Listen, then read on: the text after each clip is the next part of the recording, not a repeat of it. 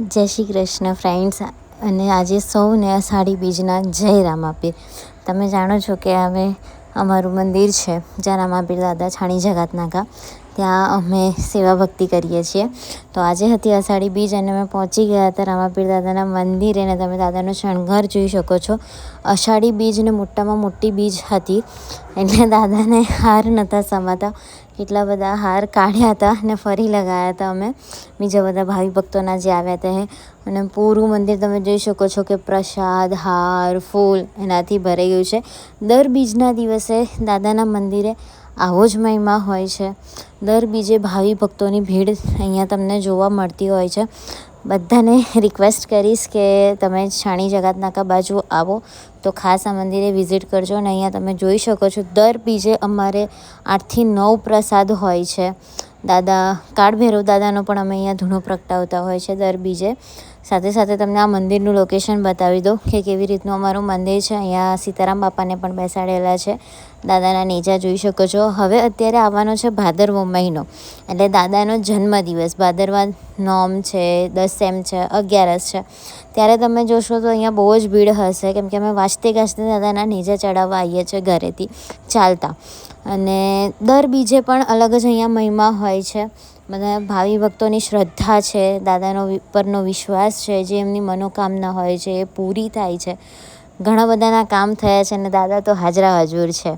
એના ભક્તિ કરવી તો અઘરી છે જ, પણ જ્યારે એનું પરિણામ તમને આપે ને તો ભલભલાની બોલતી બંધ થઈ જાય છે. અમને અનુભવ છે અને બસ એ જ રીતે અમે દાદાની સેવા ભક્તિ કરીએ છીએ. અને દાદાએ કદી હારવા નથી દીધા, બસ એટલું તો છે. અને તમે જોઈ શકો છો કે પ્રસાદ કેટલી જાતના છે દાદાને. દર બીજે આ જ વસ્તુ હોય છે ને. તમે આ ભીડ જુઓ, આરતી પછીની આ ભીડ છે, લોકોની પ્રસાદ લેવા માટેની લાઈન. દાદાને આરતી ઉતારવાની અમારે 2 આરતી થાય એ દિવસે, મંદિરના અંદર ને મંદિરની બહાર. અમુક પબ્લિક એવી હોય કે મંદિરમાં ના આવી શકે એટલે બહાર અમે ધૂપની આરતી કરાવતા હોય છે અને અંદર જેટલી પબ્લિક હોય એમાં અમે દાદાની જે રેગ્યુલર ઘીની આરતી થતી હોય એ કરતા હોય છે.